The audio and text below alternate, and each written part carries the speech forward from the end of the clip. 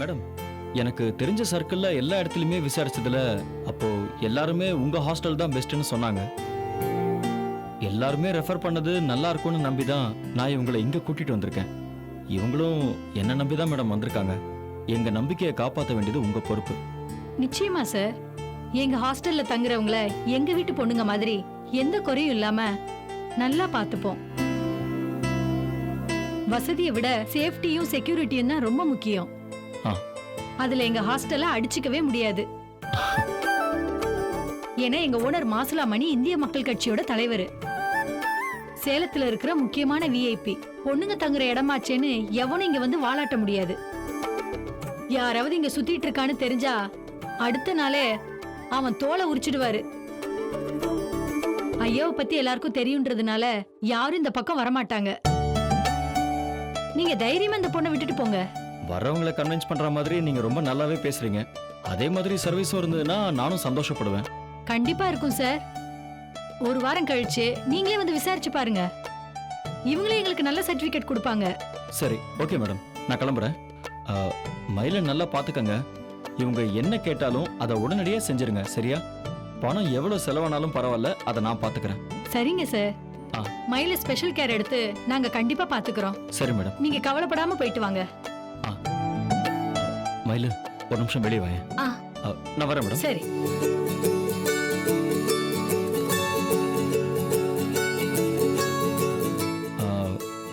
மயிலு, தனியா இருக்கிறது உனக்கு ஒன்றும் பிரச்சனை இல்லைல்ல? நீ மேனேஜ் பண்ணிப்பல்ல? குடும்பத்தோட இருந்த எனக்கு இப்படி தனியா தங்குறது கொஞ்சம் கஷ்டம்தான் சார். ஆனா என் லட்சியத்தை அடையணும்னா இதெல்லாம் சமாளிச்சுதான் சார் ஆகணும். மயிலு, இந்த தெளிவும் உறுதியும் தான் மயிலு ரொம்ப முக்கியம். உன்னால உன் குடும்பத்தை பத்தியும் அம்மாவை பத்தியும் கவலைப்படாம இருக்க முடியாது, அது எனக்கு நல்லாவே தெரியும். ஆனா அதுலயே நேரத்தை வீணடிக்க முடியாதுல்ல, சொல்லு.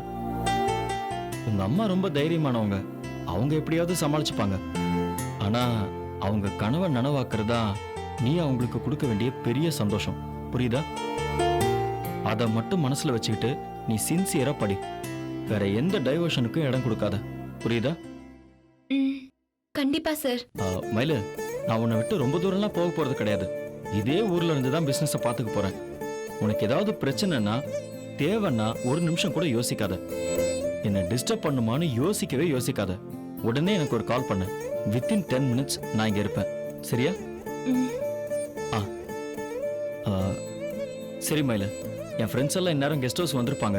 நான் அப்படியே கிளம்புறேன், சரியா? நீயும் படுத்து ரெஸ்ட் எடு. சரிங்க சார். சார், ரொம்ப நன்றி சார். மயிலு, உனக்கு செய்ய வேண்டியது என்னோட கடமை மயிலு. நான் உன்னோட ஸ்பான்சரா மட்டும்தான் இதை சொல்றேன்.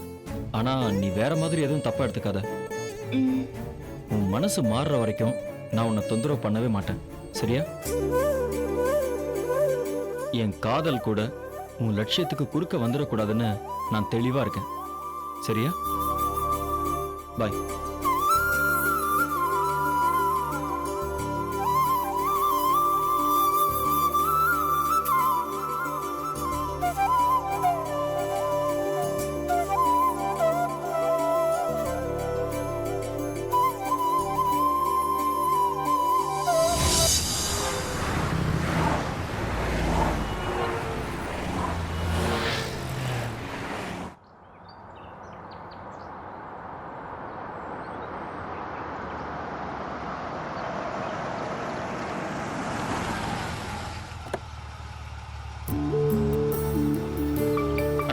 வெயிட் பண்ணு. Okay sir. என்னடா கெஸ்ட் ஹவுஸ் எல்லாம் ஓகேவா? ஓகே மச்சான். நாங்க எதிர்பார்த்த அளவு இல்லனாலும் அட்ஜஸ்ட் பண்ணிக்கிறோம். டேய், ரொம்ப ஓவரா. இதுக்கு மேல என்னடா வேணும் உனக்கு? மயிலோட லேடிஸ் ஹாஸ்டல் எப்பறா? நல்லா சேஃபா இருக்கும்ல? இருக்கும்னு நினைச்சு தான் நம்பி விட்டுட்டு வந்திருக்கேன். பார்க்கலாம். மயிலை விட்டு நீ தள்ளி சென்னைக்கு போயிருந்தா கூட பிசினஸை பார்த்துட்டு ஒழுங்கா இருந்திருக்கலாம். ஆஃபீஸு, மீட்டிங், ப்ராஜெக்ட்னு மைண்டு டைவர்ட் ஆனா கொஞ்சம் கொஞ்சமா நீ மயிலை மறக்கிறதுக்கு சான்சஸ் இருக்கு. ஆனா இப்போ மயில் பக்கத்திலே இருக்கிறதுனால அடிக்கடி அவங்கள பார்க்கணும்னு தோணும்ல, போன்ல பேசணும்னு தோணும். இப்போ இருக்கிற நிலைமையில நீ மயிலை மறந்துட்டு மதுவை ஏத்துக்க தயாராகிறதா உனக்கு நல்லது மச்சான். டேய், அது நடக்கணும்னா நீ மயிலை விட்டு தள்ளி போகணும். ஒரே ஊர்ல இருந்தா நீ மயிலா மதுவான குழம்பிக்கிட்டே இருப்ப. இங்க பாரு, எனக்கு எந்த குழப்பமும் இல்லை, புரியுதா? மயில் தான் எனக்கு வேணுங்கிறதுல நான் தெளிவாக இருக்கேன். அது எப்பறம் நடக்கும்? உனக்கும் அதுக்கும் தான் நிச்சயமே முடிஞ்சிருச்சே. நிச்சயதார்த்தம் தானே முடிஞ்சிருக்கு, கல்யாணம் முடியலல்ல. அதுக்குள்ள மயில் மனசு மாதிரி உண்மையும் ஒத்துக்கலாம், அவன் என் காதலையும் ஏத்துக்கலாம். அதனால எங்க அப்பாவோட முடிவு கூட மாறலாம். நீ கற்பனை பண்ணி பார்க்க நல்லா தான் இருக்கு, ஆனா அது நடக்கணுமே. டேய், என் காதல் அதை நிச்சயமா நடத்தி காமிக்கண்டா. மச்சான், நீ எந்த நம்பிக்கையில் இப்படி பேசுறான்னு எனக்கு தெரியல. ஆனா ரொம்ப எதிர்பார்த்து ஏமாந்துடாத. ஆமாண்டா, நடக்கிற எதுவுமே உனக்கு ஃபேவரா இல்ல. மயிலும் உனக்கு கிரீன் சிக்னல் கொடுக்க மாட்டேங்கிறா. நீ மதுவை கல்யாணம் பண்ணிக்கணும்னு தான் உன் பேரண்ட்ஸும் ஆசைப்படுறாங்க. இது எல்லாத்தையும் சரி பண்ணி நீ எப்படி ஜெயிக்க போறன்னு எனக்கு தெரியல. இதை பாரு, உன் லவ்வை சக்சஸ் பண்றதுக்கு நீ ஏதாவது செய்ய போய் அம்மா அப்பா வரைக்கும் விஷயம் போயிடுச்சுன்னா பெரிய சிக்கலாயிரும்டா. எதை செய்யறதா இருந்தாலும் பார்த்து செய். நாங்க அவ்வளவுதான் சொல்ல முடியும். டேய், யாரா? அப்பாவா? இல்லடா, மது. அட்டன் பண்ணி பேசுடா. என்னதான் இருந்தாலும் உன் வருங்கால ஒய்ஃபு. டேய், கொன்னுடும் உங்களை. ஹலோ, சொல்லு மது. எங்க இருக்க ஜீவா? கெஸ்ட் ஹவுஸ்ல? ஓ, ஏற்காடு வந்துட்டியா? இல்ல மது, இது சேலத்துல இருக்கிற கெஸ்ட் ஹவுஸ். அங்க ஏன் போன நீ? வேலை முடிஞ்சிட்டா இங்கே வந்திருக்கலாம்ல. இனிமே என் வேலையே இங்கதான் மது. என்ன சொல்ற ஜீவா? இங்க பாரு, சேலம், திருப்பூர், கோயம்புத்தூர்னு இந்த ஏரியால எங்களுக்கு நிறைய பிசினஸ் இருக்கு. அப்பா அதெல்லாம் இங்கே இருந்து பாத்துக்க சொல்லியிருக்காரு. பிசினஸ் பாத்துக்கானு தான் மாமா சொல்லிருப்பாரு. சேலத்துல தங்குற முடிவை நீ தானே எடுத்த. ஏன்? ஏற்காடுலயே அரண்மனை மாதிரி கெஸ்ட் ஹவுஸ் இருக்கு, எங்க வீடு இருக்கு. இங்க இருந்துட்டே சேலம் போயிட்டு வரலாம்ல. உன்னை கவனிச்சுக்கிறதுக்கு நாங்களும் இருக்கோம். யாரும் இல்லாத இடத்துல நீ போய் தங்கி இருக்கிறது எனக்கு ரொம்ப கஷ்டமா இருக்கு ஜீவா. இங்க பாரு மது, வேலை செய்யறதுக்கு இங்கேயும் ஆளுங்கள்லாம் இருக்காங்க, கூட என் ஃப்ரெண்ட்ஸும் இருக்காங்க. இங்க எனக்கு எந்த ப்ராப்ளமும் இல்லை. நான் ஏற்காடுல இருந்து இங்க வந்து போறது தான் கஷ்டம். நீ என் பக்கத்துல இல்லாதது எனக்கு ரொம்ப கஷ்டமா இருக்கு ஜீவா. பிசினஸ பாத்துக்க நீ எங்க வேணா போயிட்டு வா, ஆனா தங்குறதுக்கு ஏற்காடு வந்துரு. அப்பதான் என்னால உன்னை பார்க்க முடியும். இல்லனா எனக்கு பைத்தியம் பிடிச்சிரும் ஜீவா. இங்க பாரு மது, பிராக்டிக்கலா பேசு. தினமும் என்னால எப்படி அவ்வளவு தூரம் வந்துட்டு போக முடியும்? கொஞ்சமாவது யோசி. எனக்காக நீ இத கூட செய்யக்கூடாதா? உனக்கு ஃப்ரெண்டா இருக்கும் போதே நான் ரொம்ப பொசசிவ், எப்பவும் உன் கூடவே இருக்கணும்னு நினைப்பேன். இப்ப நான் உனக்கு பாதி வைஃப் ஆயிட்டேன். இதுக்கு மேலயும் என்னால உன்னை மிஸ் பண்ண முடியாது ஜீவா. நீ இங்கே வந்துட ப்ளீஸ். சாரி மது, அப்பா தான் என்ன இங்க தங்க சொல்லியிருக்காரு. கல்யாணம் முடிகிற வரைக்கும் அடிக்கடி ஊருக்கெல்லாம் போக வேணாம்னு சொல்லியிருக்காரு. அவர் வார்த்தை என்னால மீற முடியாது, சரியா? அப்பா மேல பழி போடாத ஜீவா. உன்னால இந்த மயில விட்டு இருக்க முடியல, அத ஓப்பனா ஒத்துக்க முடியாம என்னென்னமோ காரணம் சொல்றேன். ஹலோ, கூடிய சீக்கிரம் உன்னை நான் திரும்ப இங்க வர வைக்கிறேன். ஹலோ மது. சொல்லு ஜீவா. என்னாச்சு மது, திடீர்னு சைலண்ட் ஆயிட்ட? ஒண்ணு இல்ல ஜீவா, மயில பக்கத்துல இருந்தா கொஞ்சம் போன கூட, நான் அவகிட்ட பேசணும்.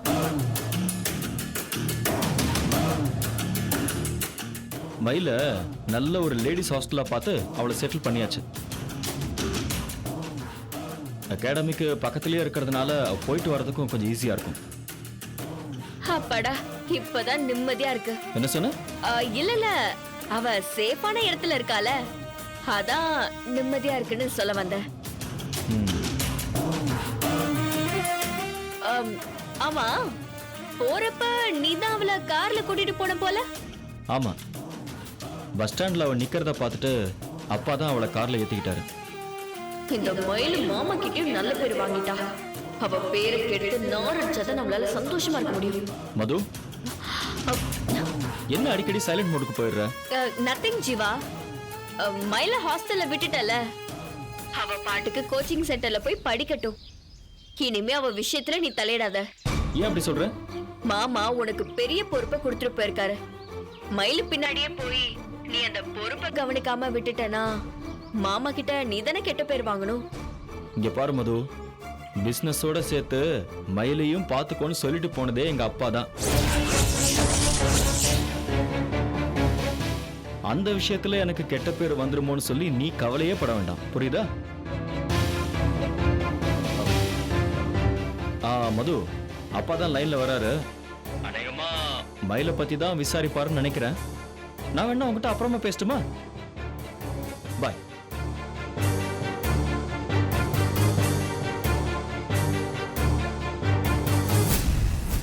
ஒரே ஊர்ல இருந்தாலும் 2 பேரும் வேற வேற இடத்துல தான் தங்கி இருக்காங்க. ஆனாலும் அவங்கள நம்ப முடியாது. மாமா வேற விவரம் புரியாம மயில பாத்துக்கிற பொறுப்பை ஜீவா கிட்ட கொடுத்துட்டு போயிருக்காரு.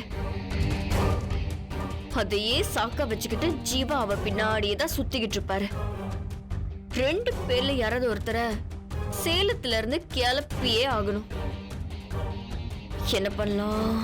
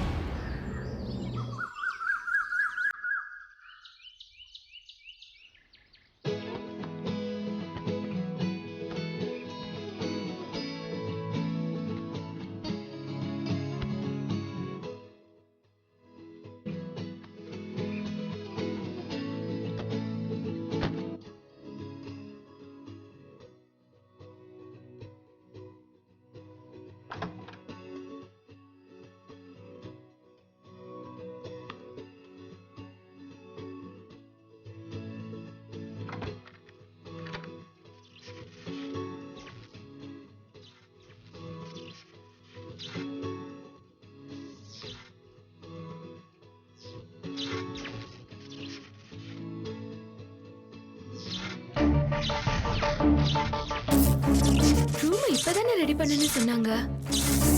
பல்ப் இப்படி விட்டு விட்டு எரிஞ்சிட்டு இருக்குதே. அவங்க கிட்ட ஃபோன் பண்ணி சொல்லலாமா? சரி, ஏதாவது லூஸ் கான்டாக்டா தான் இருக்கும். நம்மளே சரி பண்ணி பாப்போம்.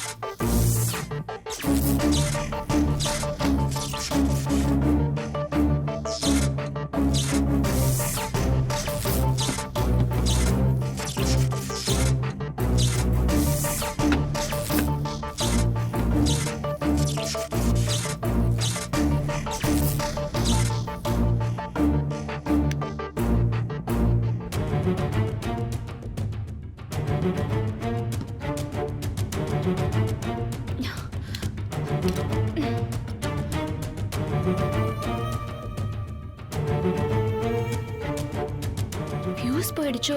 இந்த பல்பே வேற மாதிரி இருக்கே. முன்னால ஒரு ஓட்டை வேற இருக்கு. ஏதோ தப்பா இருக்கே.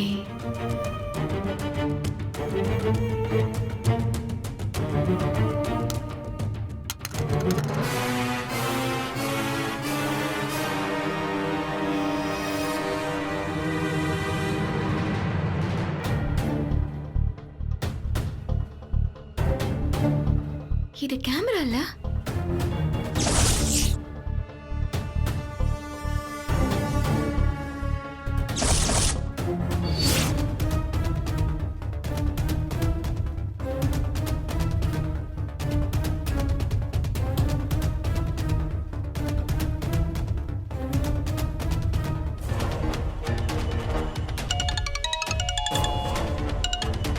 ஹலோ, நான் மயில் பேசுறேன். உடனே என் ரூமுக்கு வாங்க. எதுக்குமா? வாங்க சொல்றேன். என்னது இது? வந்தது வராதுமா என்னையும் இந்த பொண்ணு அதிகாரம் பண்ணுது. இப்பயே கொஞ்சம் தட்டி வைப்போம்.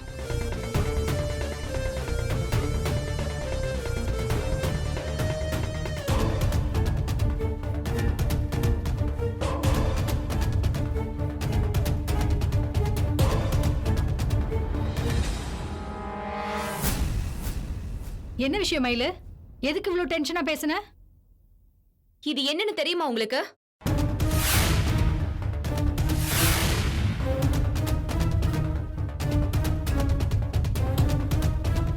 தெரியலையே, குடு. வேணாம், நானே சொல்றேன்.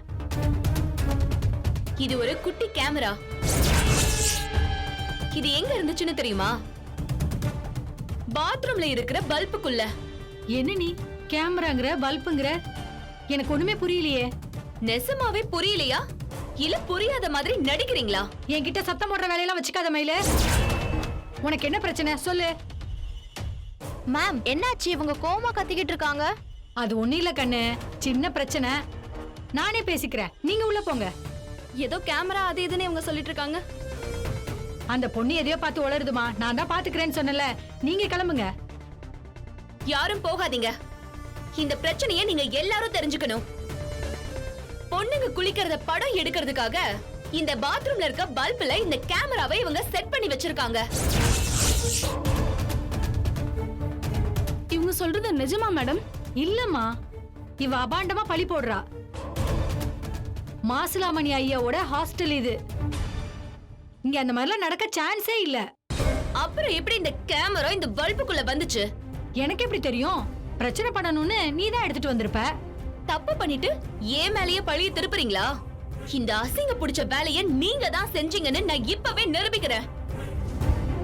நீங்க என் கூட கொஞ்சம் வாங்கல. வாங்க போலாம். ஏ மயில, எங்க போற?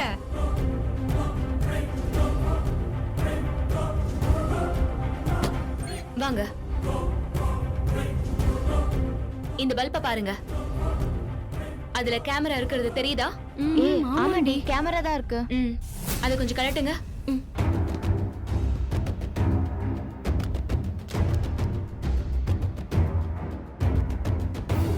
இதுல பாருங்க. ஏய் கேமரா பாருடி.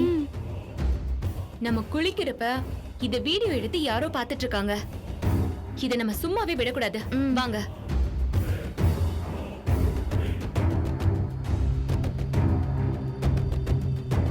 இது இந்த பாத்ரூம்ல இருக்கிற லைட். இதுலயும் கேமராவை செட் பண்ணி வச்சிருக்காங்க பாருங்க.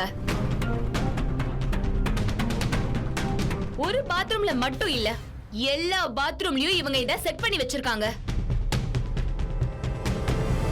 அப்படிலாம் எதுவும் இல்லம்மா. இந்த பொண்ணு உங்களை தூண்டி விடணும்னு வேணும்னு பண்றா. என்ன தூண்டி விடுறாங்க? பாத்ரூம்ல இருக்க கேமரா உண்மைதானே? இதுக்கு என்ன பதில் சொல்ல போறீங்க? இந்த இடம் பாதுகாப்பா இருக்கும்னு நம்பி தானே நாங்க எல்லாம் இங்க வந்தோம். நீங்க கூட அம்மா மாதிரி பாத்துக்கிறேன்னு சொன்னீங்களே, நீங்க போய் இவ்ளோ கேவலமாவா? ச்சே, நீங்களும் ஒரு பொம்பளை தானே. உங்க பாத்ரூம்லயே இல்ல உங்க பொண்ணு பாத்ரூம்லயே இந்த மாதிரி இருந்தா உங்களால தாங்க முடியுமா? நாங்கெல்லாம் பாவப்பட்ட ஜென்மம் தானே. வயிற்று பழுப்புக்காகவும் படிப்புக்காகவும் வீட்டு விட்டு வந்து எங்க தங்கி இருக்கோம். ஆனா எவனா கொடுக்குற பிச்சை காசுக்காக எங்களை படம் போட்டு காட்டிய நீலாம் நல்லா இருப்பியா? வயிறு எரிஞ்சு சொல்றேன்டி, நீ நாசமா போயிடுவ. நம்ம உடம்ப பாக்கணும்னு ஆம்பளைங்க தான் வக்ரம் பிடிச்சு அலையறாங்க. நீயும் அதுக்கு உடந்தையா இருந்திருக்கே. நீ எல்லாம் மனுஷியா? அவசரப்பட்டு வார்த்தையை விடாதம்மா. எங்களுக்கே தெரியாம இந்த தப்பு நடந்திருக்கு. இனிமே இந்த மாதிரி தப்பு நடக்காம நான் பாத்துக்கிறேன். இந்த பிரச்சனையை இதோட விட்டுருங்க. விட முடியாதுங்க. இந்த அசிங்கத்தை எவன் செஞ்சான்னு எங்களுக்கு தெரியணும். போலீஸ்ல கம்ப்ளைண்ட் பண்ணி அவனுக்கு தண்டனை வாங்கி கொடுக்கணும். எவன் இதை செஞ்சானு எப்படி கண்டுபிடிக்கிறது? அதெல்லாம் நடக்கிற காரியமா? நடந்துதாங்க ஆகணும். நீங்க உங்க ஓனரை இங்க வர சொல்லுங்க. நாங்க அவர்கிட்ட பேசிக்கிறோம். நீங்க கூப்பிட்ட உடனே ஓடி வர்றதுக்கு ஐயா என்ன வேலை விட்டு இல்லாதவரா? ஐயா கலெக்டரை பார்க்கணும், மினிஸ்டரை பார்க்கணும்னு ஓடிக்கிட்டே இருப்பாரு. அவரெல்லாம் இங்க வர முடியாது. அவரை எப்படி இங்க வர வைக்கிறதுன்னு எங்களுக்கு நல்லா தெரியும். நீங்க எல்லாரும் ஏன் கூட வாங்க. நம்ம ரோட்ல போய் நின்னு மறியல் பண்ணுவோம். போலீஸ்க்கும் மீடியாவுக்கும் தகவல் சொல்லுவோம். அவங்க வந்தா ஓனர் இங்க வந்துதான் ஆகணும். ஆமாப்பா, இவங்க சொல்றதும் சரிதான். நமக்கு நியாயம் கிடைக்கணும்னா ரோட்ல இறங்கிதான் ஆகணும். வாங்க போலாம். போங்கம்மா போங்க, தாராளமா போய் போராட்டம் பண்ணுங்க. நான் தடுக்க மாட்டேன். ஆனா உங்க உயிருக்கும் மானத்துக்கும் ஏதாவது ஆச்சுன்னா அதுக்கு நான் பொறுப்பு இல்ல. என்ன மிரட்டுறீங்களா? அப்படியே வச்சுக்கோ. மாசிலாமணி ஐயாவை பத்தி உங்களுக்குலாம் சரியா தெரியாது. போலீஸும் மீடியாவும் வர்றதுக்கு முன்னாடி ஐயாவோட ஆளுங்க இங்க வந்துருவாங்க. பொம்பளைங்கன்னு கூட பார்க்காம உங்களை அடி பின்னிடுவாங்க. துண்ட காணும் துணிய காணும்னு உங்க எல்லாரையும் ஓட விட்டுருவாங்க. அதுக்கப்புறம் நீங்க எங்கேயும் வர முடியாது. ஐயாவை பகைச்சுக்கிட்டு இந்த ஊர்ல நீங்க எங்கேயும் போக முடியாது. சொந்த ஊருக்கே நீங்க மூட்டை கட்ட வேண்டியது இருக்கும்.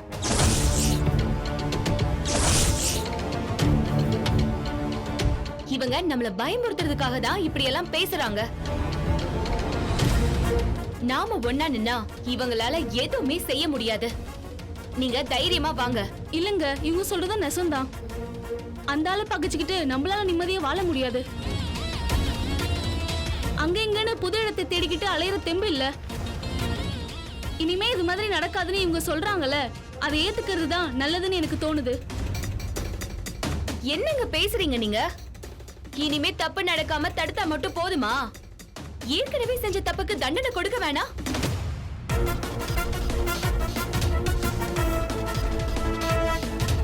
எவனோ ஒரு அயோக்கிய இத்தனை நாளா உங்க உடம்ப பார்த்து ரசிச்சிருக்கான். அந்த ராஸ்கலை உள்ள தள்ளி மிதிக்க வேணாமா?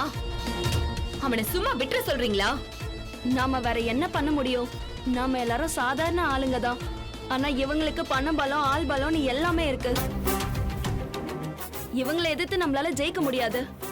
எல்லாரும் இந்த மாதிரி ஒதுங்கி போறதுனாலதான் இந்த மாதிரி ஆளுங்க மேல மேல தப்பு பண்ணிக்கிட்டே போறாங்க.